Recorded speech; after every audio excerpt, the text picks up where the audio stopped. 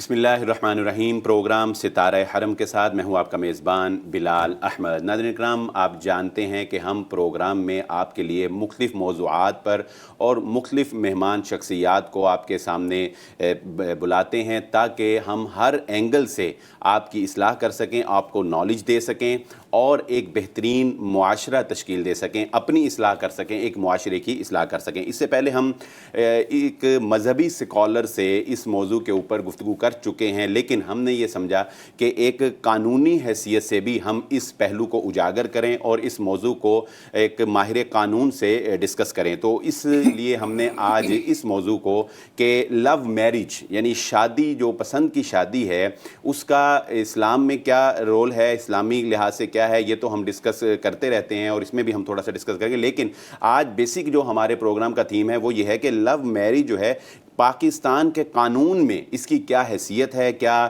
یہ جرم ہے، اگر یہ کوئی کرتا ہے تو اس کو کیا تحفظ ہمارا قانون دیتا ہے، اس کے کرنے کا لیگل طریقہ جو ہے وہ کیا ہے۔ اور اس کے لیے ہم مشکور ہیں اپنے مہمان کے یوسف بیگ صاحب، ایڈوکیٹ ہیں ہائی کورٹ کے اور عرصہ 26 سال سے وہ اس مقدس پیشے سے وابستہ ہیں اور ہر طرح کے کیسز جو ہیں ان کو ڈیل کرتے ہیں اور ایک وسیع تجربہ جو ہے وہ اس میں رکھتے ہیں۔ ان کو ہم نے تکلیف دی ہے کہ وہ ہماری اس بارے میں رہنمائی کریں گے۔ یوسف صاحب، برائٹ سٹار ٹی وی کی طرف سے آپ کا شکریہ ادا کرتے ہیں، بہت شکریہ آپ نے وقت دیا۔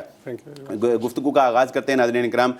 یوسف صاحب، سب سے پہلے ہمیں یہ بتائیے گا ہمارے ناظرین کو کہ پاکستان میں شادی کا اندراج جو کروایا جاتا ہے اس کا طریقہ کار اور پروسیس کیا ہے، کیونکہ بہت سے لوگ اس کو بھی مس یوز کرتے ہیں بھاری فیسیں لے کر یا اور طریقوں سے کہ جی ایسے ہے ویسے، تاکہ ایک عام آدمی کو پتہ تو ہو کہ شادی کا اندراج کروانے کا قانونی طریقہ کیا ہے۔ اور پھر آپ اس میں یہ بھی دیکھیں کہ جب ہم نے ٹریول کرنا ہوتا ہے تب اس کی ضرورت پیش آتی ہے، وہ کمپیوٹرائز کی ضرورت پیش آتی ہے، یا کہیں آپ نے جاب کرنی ہے، بعض جاب کی نوعیت ایسی ہوتی ہے، کہیں آپ نے رینٹ پہ گھر لینا ہے، بس اگر اس کی ضرورت پیش آتی ہے۔ تو یہ ذرا ہمارے ناظرین کو قانونی حیثیت سے بتائیے گا کہ شادی کا قانونی اندراج کیسے ہوتا ہے۔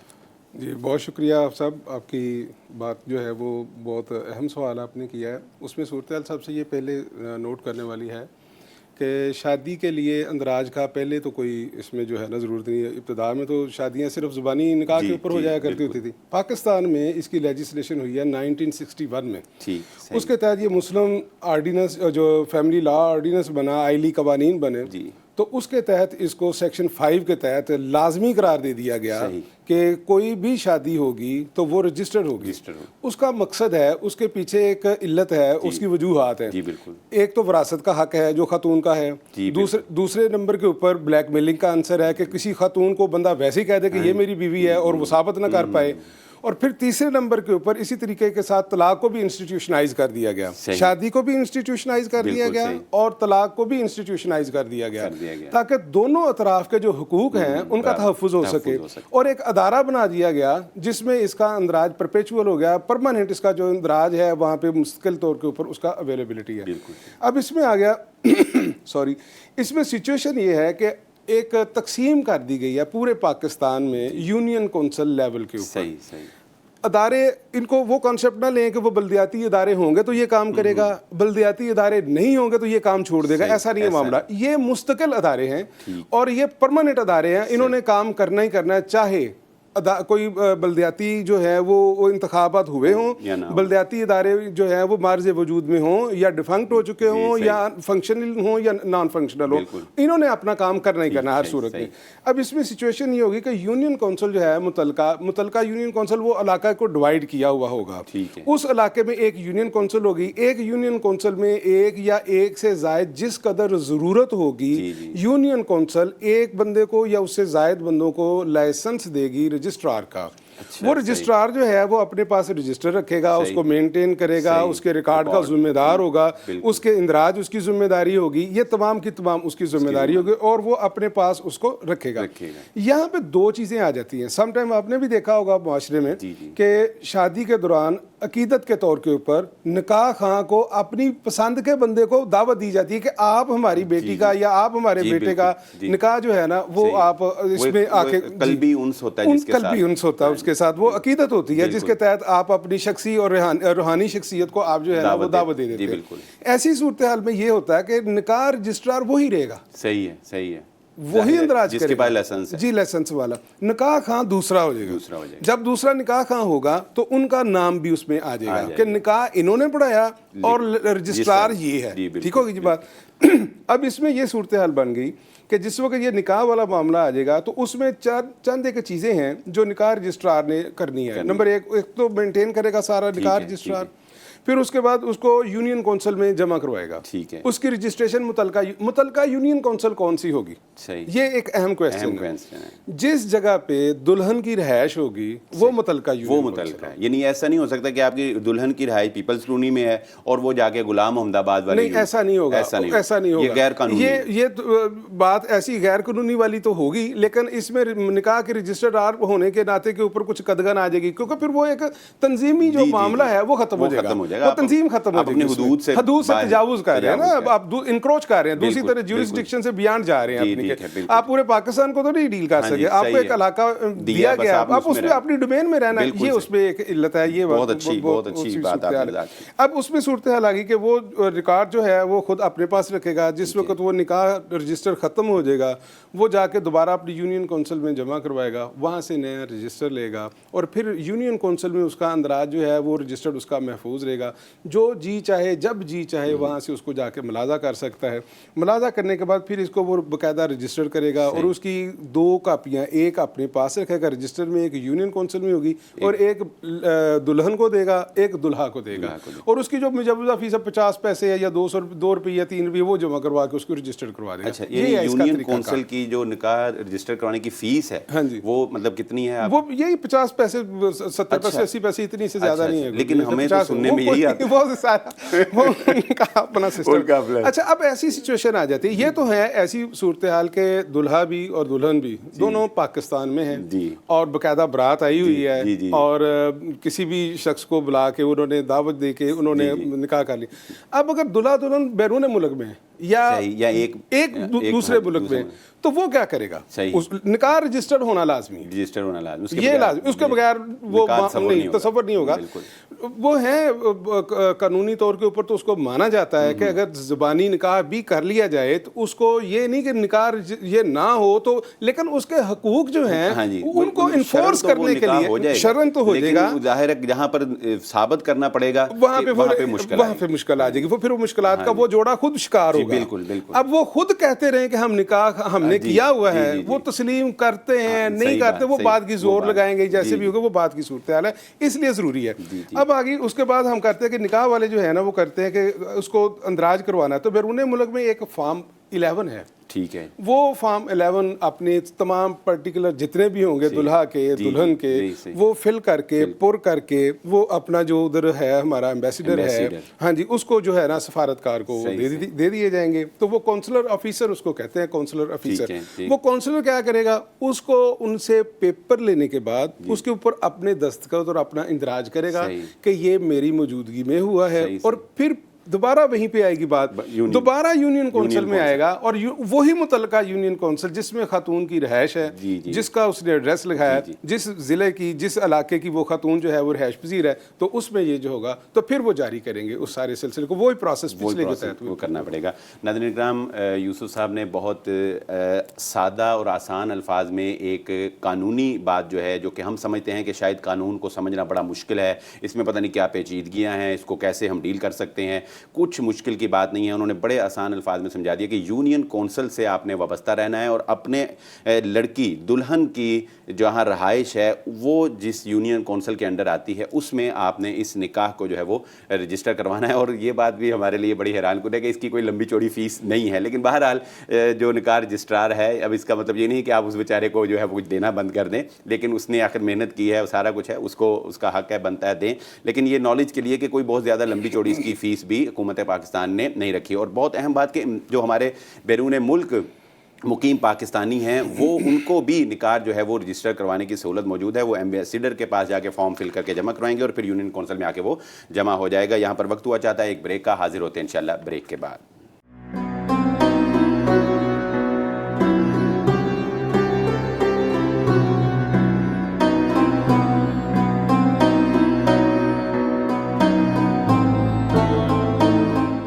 वेलकम बैक नाजरीन। प्रोग्राम सितारा हरम में हमारी गुफ्तगू लव मैरिज, पसंद की शादी पर जारी है और वो सवाल अब मैं वकील साहब से करने जा रहा हूँ जो सवाल हर नौजवान की ख्वाहिश है कि उसको जवाब मिले। हर नौजवान एक दफ़ा ज़िंदगी में इस प्रोसेस से और इस तजर्बे से ज़रूर गुज़रता है और ये सवाल है वकील साहब के पसंद की शादी करना चाहता है लड़का, वालिदैन रज़ामंद नहीं हैं। अच्छा, पाकिस्तानी कानून क्या तालीम देता है, क्या गाइडलाइन देता है, क्या तहफ़्फ़ुज़ देता है कि अगर वालिदैन रज़ामंद नहीं हैं, सॉलिड रीज़न है बच्चे के पास वहाँ शादी करने की, तो वो किस तरह से कानूनी तरीके से शादी कर सकता है? जी, अहमियत का ये हामिल सवाल है। इसमें 2-3 जो क्वेश्चन है वो एक ही शेड में आ जाते हैं। मसलन कोर्ट मैरिज है, लव मैरिज है, या उर्फ़ आम में जिस तरह इसको आम तौर पे कहा जाता है घर से भाग के शादी करना। बिल्कुल, मतलब ये लव मैरिज कोर्ट मैरिज में कन्वर्ट हो जाती है। कोर्ट मैरिज जो है उर्फ़ आम में भाग कर की जाती है। जी, वो भाग कर। जी बिल्कुल। पहले कॉन्सेप्ट सबसे ही पहले ये है कि कोर्ट मैरिज और उसका कोई कॉन्सेप्ट नहीं है कानूनी तौर के ऊपर। सही, बिल्कुल सही। शादी है। सही। जिस तरह भी जो उसके जो लवाजमात हैं अगर उनको पूरा कर लिया जाए, जो उसके लाजमी अनासर हैं, लाजमी जुज़्व हैं, उनको अगर पूरा कर लिया जाए सही, तो वो शादी ही है। अब मैंने पहले जिस तरह हमने अभी अर्ज़ किया कि वो मुतलका यूनियन कौंसिल में ही हो सकेगी। अब होगा क्या जी? मुतलका यूनियन कौंसिल में जाएंगे तो निकाह खान साहब 5 मिनट बाद वालिद साहब के पास चलेंगे, आपकी बेटी तो फलां के साथ शादी कर रही है। अब इसमें ये होता है कि कचहरी में आएंगे या किसी वकील साहब की वो खिदमात लेंगे तो वहाँ पे क्या होता है मामला, वहाँ पे इसी तरीके के साथ कोई निकाह रजिस्ट्रार उनके पास मौजूद होता है। अच्छा। निकाह रजिस्ट्रार उस लड़की का एड्रेस जो है वो अपनी यूनियन कौंसिल में शो करेगा। सही। कि हाल मुकीम ये अब यहाँ पे रह रही है, तो फिर वो उसका निकाह रजिस्टर करने की पोजीशन में आ जाएगा। अब आ गया कि उसकी शरई या कानूनी हैसियत के हवाले से तो निकाह के लिए आपको आपके इल्म में है ये बात कि सबसे पहले तो इजाबे कबूल होगा। जी बिल्कुल। फिर उसके बाद हक महर होगा, फिर गवाहान और मजलिस का होना जरूरी है। ये इसमें भी होगा। सही। ये चीजें वकील अरेंज करेगा। ये अरेंज करेगा। इजाबो कबूल तो उन्होंने खुद करना है, उसमें तो वकील ने नहीं करना कुछ भी। दूसरा जो है हक महर है वो उसने खुद देनी है। अब उसके गवाहान है वो भी साथ लेकर के आएगा। वकील साहब ने क्या करना है? अब देखने वाली बात है, अहम बात है। इसमें सबसे पहले बात आएगी कि उन दोनों की एज क्या है। सही। जिसको कानूनी तौर के ऊपर प्रोटेक्शन और कानूनी तौर के ऊपर कदगन आएगी वो देखने वाली कि दोनों की उम्र कितनी है। जो हमारा कानून है उसके मुताबिक चाइल्ड मैरिज रिस्ट्रेंट एक्ट है 1929 का, उसमें ये उम्र जो है प्रेस्क्राइब की गई है, बताई गई है कि लड़का 18 साल का होगा और लड़की जो है वो 16 साल की होगी। अच्छा, तो वो शादी के लिए ये मतलब तयशुदा बात है। ये तयशुदा बात है। लड़की की 18 नहीं कर दी? नहीं 16 उसके भी। वो मैं अभी बताता हूँ कि अब उसमें सिचुएशन आ गई कि इस्लामी जो कवानीन है उनके तहत लड़की को कुछ रिलैक्सेशन और भी अवेलेबल है। बिल्कुल। वो रिलैक्सेशन है पुबर्टी की कि जिस वक्त वो खातून इस काबिल हो जाए शादी के तो वो कर सकती है। ये भी एक रिलैक्सेशन आ गई उसके लिए। अब इसमें क्या होगा? इसमें ये होगा कि जब वो खातून 18 साल की होगी तो एक कानूनी लफ्ज़ है सुई जूरस। अच्छा। जिसे कहते हैं खुद मुख्तार होना। ठीक। वो खुद मुख्तार होके अपनी चॉइस की पसंद का जो भी फैसला करना चाहे वो कर सकती है। अब आ गया हमारा इस मामले में कि ये क्यों होता है, करना चाहिए या नहीं करना चाहिए, वो वाले मामला आ गए। असल में थोड़ी सी बात मज़े की भी है कि शादी के ऊपर दुल्हा और दुल्हन को तमाम चीज़ें उनकी पसंद की दी जाती हैं, सवाए दुल्हन को दुल्हा के और दुल्हा को दुल्हन के। इस पे जिद आ जाती है, अनापरस्ती आ जाती है, फिर उसके बाद काफ़ी सारी चीज़ें जो हैं वो आ जाती हैं। अब आ जाता है पसंद वाला मामला। उसमें आ जाता है कि सम टाइम ऐसा होता है कि लड़की और लड़का किसी जगह के ऊपर इकट्ठे हैं, उनकी आपस में अंडरस्टैंडिंग हो गई है, तो अब वालिदैन उसमें रुकावट डालते हैं कि हम जो है वो नहीं। एक आंसर है हम कफू होना। जी हम कफू होना कि वो हमारे बराबर के नहीं है जी। हम कफू नहीं है, मसलन वो बरादरी में सुपीरियर है। इसमें अहादीस में वो वाक़यात है मौजूद है, वो कोर्ट भी किए जा सकते हैं वक़्त की थोड़ी की वजह से। अच्छा, अब उसमें क्या होगा? अब इसमें होगा ये कि चूंकि तमाम इंसान बराबर हैं तो यहाँ पे वालिदैन को जो है ना वो हट दर्मी और ज़िद का मुज़ाहरा नहीं करना चाहिए और बेटे को या बेटी को जो है ना उसकी चॉइस को कबूल कर लेना चाहिए। देखने वाली जो बात है वो ये कि क्या معیار کیا ان کے ساتھ جو وہ ہمارا رہنا سہنا ہے وہ چل جائے گا؟ صحیح کیا معاشرے میں کوئی ان کے ساتھ کوئی بد اخلاقی کی صورتحال تو مجھے نہیں لگی ہوئی ساتھ مطلب اب آ جائے گا ریزمبلنس ہے. اب آ جائے گا اسی طریقے کے ساتھ بیٹے کی طرف کے معاملہ. اب بیٹے کو چاہیے کہ والدین اگر انکار کر رہے ہیں تو وہ والدین کو بھی چاہیے کہ بیٹے کو یا بیٹی کو ریزنز دیں, لائک ایسے کہ وہ سمجھتے ہیں کہ جہاں یہ ہوتا ہے جنون. جی اچھا وکیل صاحب, یہاں میں آپ کی بات یوسف کاٹوں گا کہ دیکھیں یہ تو ہے آپس کا معاملہ, ٹھیک ہے, آپس کو ہم ایک طرف رکھ دیتے ہیں. آپ نے بہت اہم بات کی کہ میں اس بات کو اپنے ناظرین کے لیے ذرا مزید وضاحت سے کھولنا چاہوں گا. ہمارے ہاں لفظ یوز کیا جاتا ہے کورٹ میرج. اچھا آپ نے کہا کورٹ کا کوئی رول نہیں ہے, ٹھیک ہے, اس بات کو ذرا وضاحت کیجئے کہ جو لو میرج لوگ کرتے ہیں اور جسے ہم کورٹ میرج سمجھتے ہیں اس میں عدالت کا کوئی رول نہیں ہے, وہ وکیل ہی ارینج کر کے یونین کونسل میں جا کے جمع کروا دیتا ہے, بس یہی کورٹ میرج ہے؟ نہیں, وہ اس طرح ہے کہ وکیل یونین کونسل میں جا کے نہیں اندراج کروانا. اچھا جی, وکیل صاحب نے صرف یہ کرنا ہے کہ اس کے بعد جو لڑکی خاتون آئے گی نا اپنے گھر سے شادی کے لیے, اس کے لواحقین چونکہ اس کا پیچھا کریں گے, جی بالکل, وہ اس کے پیچھے آئیں گے. جی بالکل. اب ہوگا کیا کہ وہ اس کے خلاف کوئی نہ کوئی دلہا اس کے گھر والوں کے خلاف, اس لڑکے کے خلاف وہ کارروائی کریں گے. وکیل صاحب نے ممکنہ طور کے اوپر اس آنے والی لٹیگیشن کو تحفظ دینا ہے. یہ کورٹ کا معاملہ ہے.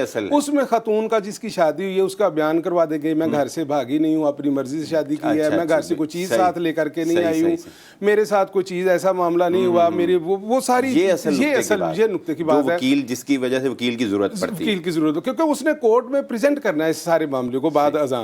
اگر وہ یہ ساری صورتحال جسے اٹینڈنٹ چھوڑ دیں تو پھر وہ پیچھے سے مقدمہ درج کروائیں گے, پھر اس کے بعد وہ ساری صورتحال وہ خاتون اگر دوبارہ ان کے پاس چل جائے وہ تو کہہ دے گا جی مجھے تو انہوں نے جو ہے نا وہ ایسے کیا. اچھا وکیل صاحب, یہاں پہ میں آپ سے بھی ایک سوال کرنا چاہوں گا اخلاقی طور پہ. آپ کیا سمجھتے ہیں کہ کیا وکلاء کو جب یہ پتہ ہو کہ یہ لڑکی گھر سے بھاگ کر آئی ہے ہمارے پاس, تو آپ کیا سمجھتے ہیں قانونی طور پر اور اخلاقی طور پر کیا وکلاء کو ان کی وہ شادی کروا دینی چاہیے یا نہیں کروانی چاہیے؟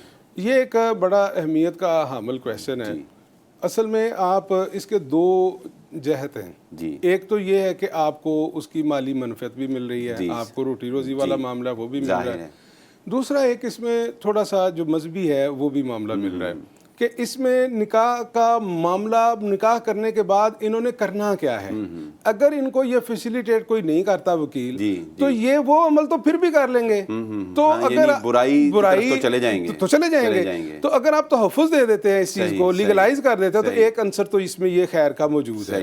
اب رہا معاملہ کہ انہوں نے اس کو لیگل جو ہے نا پروٹیکشن دینی ہے, اس عمل ان کا ہے لیکن اس کو لیگل پروٹیکشن دینی ہے وکیل صاحب نے. وکیل صاحب نے ان کو لیگل پروٹیکشن دے دی, اور کس چیز کے لیے کہ یہ آئندہ اس کے ہاریبل کانسیکوینسز سے محفوظ رہے. یہ اس کا معاملہ ہے. اس میں اس نے نہیں ارینج کرنا کسی چیز کو بھی, گواہان بھی ان کے اپنے ہیں. وکیل صاحب نے نہیں کسی کو کہنا کہ بھاگو گھر سے تو اس کے ساتھ شادی کرو.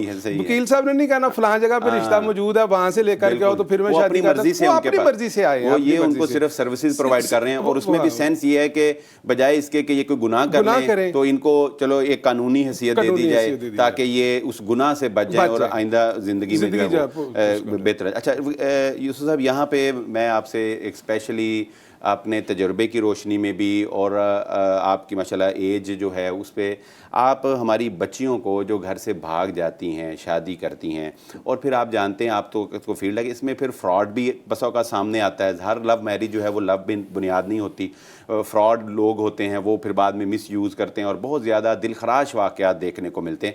آپ ہماری بچیوں کو کوئی ایسی نصیحت کرنا چاہیں جو گھر سے بھاگنے کا عنصر ہے ہمارے درمیان؟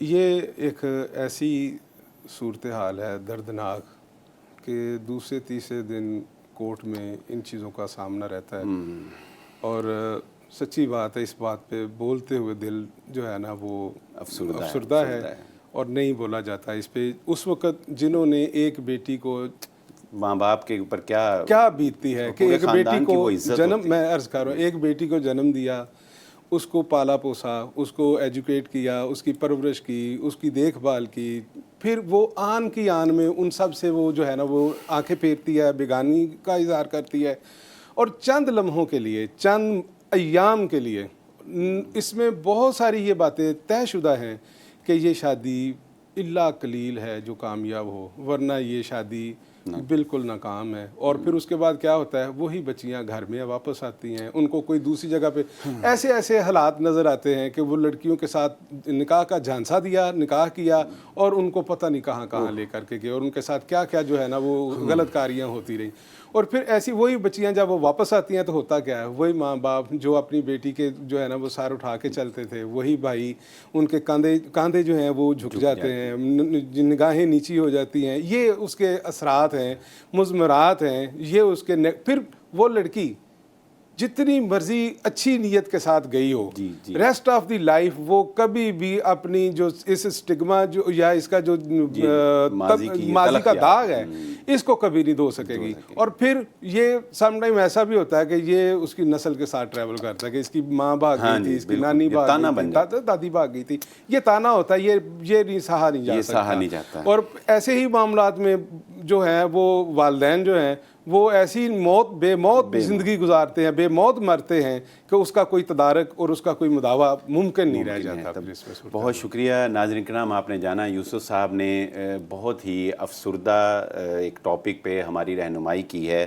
میں اپنی بہنوں کو, اپنی بیٹیوں کو یوسف صاحب کا یہ پیغام جو ہے یہ دینا چاہوں گا کہ آپ ہماری عزت ہیں, آپ ہمارے خاندان کی عزت ہیں. جیسا کہ یوسف صاحب نے اپنے تجربے سے بتایا, یہ ایک وکیل ہیں, یہ روزانہ کیس ڈیل کرتے ہیں, ان کے پاس لوگ آتے ہیں, اور یہ بات انہوں نے بیان کی کہ یہ جتنی بھی لو میرج جو بھاگ کر کی جاتی ہیں, جس کو ہم کورٹ میرج سمجھتے ہیں, یہ بات بھی آج ہم نے آپ کے سامنے رکھ دی. اور میں سمجھتا ہوں آپ میں سے کئی ایسے ہمارے نوجوان ہوں گے جن کے لیے یہ بات نہیں ہوگی کہ کورٹ میرج کوئی کورٹ میرج نہیں ہے. ناظرین, یہ خود اپنی مرضی سے جا کے وکیل صاحب کے ساتھ جو ہے وہ ارینج کروا کے تو یونین کونسل میں رجسٹر کروائی جاتی ہے. تو یوسف صاحب نے بتایا کہ اکثر بچیاں جو ہیں جو بھاگ کر شادی کرتی ہیں ان کے ساتھ دھوکہ ہوتا ہے, ان کے ساتھ فراڈ ہوتا ہے, انہیں آگے فروخت کیا جاتا ہے, نہ جانے کیا کچھ. ہماری تو وہ زبان بھی اجازت نہیں دیتی اور دل اجازت نہیں دیتا کہ ہم وہ کلمات اپنی زبان پر بھی لائیں. ہماری ریکویسٹ ہے اپنی بیٹیوں سے, اپنی بہنوں سے کہ اپنے ماں باپ کی خدارہ عزت کا خیال رکھیں. جو آپ کے ماں باپ نے آپ کو تحفظ دینا ہے, جو آپ کے خاندان نے آپ کا ساتھ دینا ہے, وہ کوئی دوسرا عاشق نہیں دے سکتا ہے. یہاں پر وقت ہوا چاہتا ہے ایک بریک کا, حاضر ہوتے ہیں بریک کے بعد.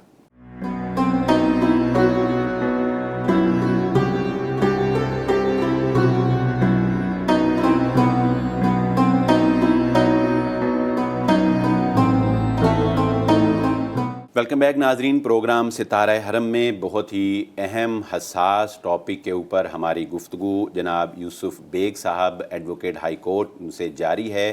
لو میرج کے حوالے سے بہت اہم باتوں کے اوپر یہ ہماری رہنمائی کر چکے ہیں, اور اب ہم ان سے ایک اور بہت ہی اہم اور ایک ایسا سوال کرنے جا رہے ہیں ناظرین کرام کہ یہ سوال بھی ہمارے حوا کی بیٹی کے ساتھ وابستہ رہتا ہے, اور اس معصوم کو درندگی کا, اس معصوم کی معصومیت سے فائدہ اٹھاتے ہوئے اس کو ظلم کا, اس کو جبر کا نشانہ بنایا جاتا رہا ہے. نہ جانے کب یہ معاشرہ حوا کی بیٹی کو وہ تحفظ دے پائے گا جو تحفظ محمد الرسول اللہ صلی اللہ علیہ وآلہ وسلم نے اپنی ازواج کو دیا, صحابہ اکرام نے عورتوں کو دیا, عمر ابن خطاب رضی اللہ تعالیٰ عنہ کے دور خلافت میں جو تحفظ حوا کی بیٹی کو دیا گیا. یوسف صاحب فرمائیے گا کہ خاوند بیوی کے اوپر ظلم کرتا ہے, اکثر اوقات تو یہی ہوتا ہے کہ عزت کو بچانے کے لیے, اور ہمارے معاشرے میں جو ایک طلاق یافتہ عورت کے اوپر جس طرح سے آوازیں کسی جاتی ہیں اور اس کو جس طرح ایک مجرمانہ نگاہوں سے دیکھا جاتا ہے, اس وجہ سے بیچاری ظلم سہتی رہتی ہے, ساری زندگی برداشت کرتی رہتی ہے اپنے ماں باپ کی عزت. لیکن یہ بتائیے ناظرین کو کہ خاوند اگر ظلم کرے تو پاکستانی قانون جو ہے وہ اس بیوی کو, مظلومہ کو کیا تحفظ فراہم کرتا ہے؟ جی, یہ روزمرہ کی جسے کہتے ہیں عرف عام میں کہانی گھر گھر کی ہے. اس میں صورتحال یہ ہے کہ پہلے اس چیز کا تعین بعد میں ہم کرتے ہیں کہ یہ کیوں ہوتا ہے یا اس کے اسباب کیا ہیں. اگر کسی کے اوپر یہ اس طرح کا ناروا معاملہ ہو تو قانون پاکستان کا جو ہے اس نے بہت سارے جو تحفظات ہیں وہ خواتین کو پرووائڈ کیے ہیں, اور اس میں یہ ہے کہ وہ نان و نفقہ اپنا اس سے وصول کر سکتی ہیں, اور پھر اس کے اسٹیٹس کے مطابق اس کو جو ہے وہ کورٹ میں ثابت کرنے کے بعد اسے اپنا نان و نفقہ لے سکتی ہیں. پھر ہے پر اس کے بعد ہے تشدد والا معاملہ ہے تو وہ MLC ہوتا ہے, میڈیکو لیگل سرٹیفکیٹ ہوتا ہے, اس کے بعد لے کے ضابطے کی کارروائی کی جا سکتی ہے ان کے خلاف. تو اس کے لیے کوئی یہ نہیں کہ کوئی نیا قانون ہے, وہ آلریڈی موجود ہے, تحفظات موجود ہیں, تو اس سلسلے میں وہ کارروائی کی جا سکتی ہے.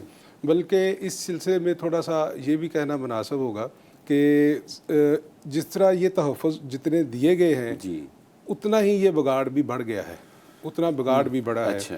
اس کی کافی ساری اسباب ہیں, کافی سارے معاملات ہیں. تو جو قانونی طور کے اوپر ہے, خاتون اپنے بچوں کو اپنے پاس رکھ سکتی ہے, پھر اس کے بعد اپنے نان و نفقہ جو ہے وہ اپنا اور اپنے بچوں کا اپنے اس خامن سے, چاہے طلاق ہو گئی ہو چاہے طلاق نہ ہوئی ہو, بیوی کا خرچہ جو ہے وہ اس وقت تک جب تک وہ اس کے عقد میں رہے گی, نکاح میں رہے گی, تب تک اس کو ملے گا. اور پھر جو بچے ہیں وہ بلوغت تک بیٹوں کا, اور سم ٹائم ایسا بھی سچویشن میں آتا ہے کہ بچے بہت اچھے اور شائننگ اور پڑھ رہے ہیں اور ان کی جو تعلیم ہے تو وہ بھی اب اختتام پذیر ہونے والی ہے. تو ایسی سچویشن میں بھی کچھ کیسز میں کورٹس نے یہ ہیلڈ کیا ہے, قانون پاس کیا ہے, فیصلہ دیا ہے کہ آپ کیا کریں گے, جب تک بچہ جو ہے وہ آپ اپنی تعلیم مکمل نہیں کر لیتا تب تک آپ خرچہ دینے کے اس کو پابند ہیں. اب ریسنٹلی ایک سپریم کورٹ میں اس میں تھوڑا سا جو ہے نا وہ زیادہ اس معاملے کو نا اس میں زیادہ جو ہے نا آسانی پیدا کر دی ہے. اس میں یہ کہا کہ باپ کا بھی حق ہے کہ وہ اپنے بچوں کو ملے. اس کے نیگیٹو اور پازیٹیو پہلو ہوتے ہیں. وہ بچے جب ماں کے پاس جاتے ہیں تو وہ ساری فیڈ بیک باپ کے خلاف آ جاتی ہے, وہ باپ کو پہچانتے نہیں. وہ اس میں کورٹ نے کہا نہیں, اب رشتہ جو ٹوٹا ہے میاں بیوی کا ٹوٹا ہے, باپ بیٹی کا بیٹے باپ کا نہیں ٹوٹا, ماں بیٹے کا بیٹی ماں کا نہیں ٹوٹا. وہ موجود ہیں, آپ ان کی باپ ہی رہو گے, آپ ان کی ماں ہی رہو گے. تو اس کو آسان کرنے کے لیے انہوں نے یہ کیا, دادا کی بھی پہچان ہونی چاہیے, چاچے کی پہچان ہونی چاہیے, پھپھو کی پہچان ہونی چاہیے, اگر باپ کے پاس ہے تو اس کو خالہ کی پہچان ہونی چاہیے, ماموں کی پہچان ہونی چاہیے, کہ یہ نیچرل رشتے ہیں, یہ قریبی اور خونی رشتے ہیں, ان سے ڈینائی نہیں کیا جا سکتا, ختم نہیں کیا جا سکتا. تو اس کے لیے انہوں نے کہا کہ آپ چھٹیاں گرمی کے آ گئی ہیں تو اس کو کس طریقے کے ساتھ آپ کریں گے, پہلے دن جو ہے عید کا وہ کس کے ساتھ گزاریں گے, دوسرا دن کس کے ساتھ گزاریں گے, اور اس کے بعد کوئی 10 چھٹیاں آتی ہیں تو اس کا وہ یہ ایک اسکیم جو ہے نا وہ اب اس کی انہوں نے سپریم کورٹ میں ایک جو ہے نا وہ مہیا کی ہے. تو یہ کافی جو ہے نا اس سلسلے میں وہ مددگار ہے, بہتر ہے, مددگار بھی اور بہتر بھی ہے اس سارے سلسلے میں. بہت شکریہ جی. ناظرین, آپ نے جانا کہ قانون جو ہے بہرحال عورت کو تحفظ دیتا ہے, وہ اس کا نان و نفقہ, بچوں کی تعلیم کا خرچہ, اور اسی طرح اب یہ بھی یوسف صاحب نے بتایا کہ سپریم کورٹ نے آپس میں بچوں کا باپ سے ملاقات یا ماں سے اگر وہ باپ کے پاس ہے تو ملاقات کا بھی ایک سلسلہ رکھا ہے. یوسف صاحب, ایک اور بڑا اہم سوال ہمارے ناظرین جاننا چاہیں گے آپ کے پاس, چونکہ یہ کیسز آتے ہیں اور مطلب ڈیلی بیسس پہ آتے ہیں, تو ہمیں یہ بتائیے گا کہ اکثر کا جو میاں بیوی کے آپس میں جھگڑے ہوتے ہیں ان کے زیادہ تر اسباب کیا ہوتے ہیں, اور ساتھ یہ بھی بتا دیجیے گا کہ ان کا تدارک کیسے کیا جا سکتا ہے. یہ ایک ایسا معاملہ ہے جو پھر وہی بات ہے کہ یہ ہر گھر میں یہ جو ہے نا وہ موجود صورتحال ہے. اس میں خاصے عوامل ہیں. سب سے پہلے جو عمل ہے نا اس میں جو عنصر ہے وہ ہے عدم برداشت. عدم برداشت, بالکل, کہ ہم دونوں جو ہے میاں بیوی جو بھی ہیں وہ اپنی بات کو دوسرے کے اوپر فوقیت دیتے ہیں. اب میاں بیوی کا رشتہ کہتے ہیں برابر ہے, میں اس چیز کا قائل ہوں کہ میاں بیوی کا رشتہ بالکل برابری کا رشتہ ہے, بلکہ میں اس چیز کا تھوڑا سا 2 قدم آگے جانے والا ہوں کہ بیوی کا رشتہ مرد کی نسبت سپیریئر ہے زیادہ. اب وہ کیسے سپیریئر ہے, وہ اس طرح, لیکن جو حدود و قیود آقا کریم صلی اللہ علیہ وسلم نے اور اللہ کریم نے جو فرمائی ہیں وہ ہم اس کے پابند ہیں. اب رشتہ داری یہ کیسے صورتحال ہے کہ آپ اپنی اولاد, اپنا گھر, اپنا متاع ساری چھوڑ کر کے صبح 8 بجے 7 بجے نکلتے ہیں, شام کو واپس آتے ہیں, تو آپ بیوی کو اس قابل اور یہ ذمہ داری دے کے جاتے ہیں کہ وہ اس سارے کا تحفظ کرے گی, حفاظت کرے گی, اور آپ وہاں پہ موجود نہیں ہیں, تو پھر یہ ایک ایسا معاملہ ہے کہ آپ اس کو اپنا سبارڈینیٹ اور اپنے سے خود سے مقدم کر کے جو ہے نا وہ جا رہے ہیں. آپ بہت اچھی بات آپ نے کہی, وہ دے کے جا رہے ہیں. اسی طریقے کے ساتھ جو ترتیب ہے وہ تھوڑی سی انتظامی امور میں جو اونچ نیچ ہے وہ انتظامی امور میں ہے. اور انتظامی امور میں کیسے کہ خاتون کو ہمارا معاشرہ اور ہم نہیں چاہتے کہ باہر کوئی بندہ ملنے کے لیے آئے تو خاتون اس کو اٹینڈ کرے. پھر اسی طرح باہر کے معاملات جو ہیں ان کو دیکھنا ہو تو خاتون اٹینڈ کرے.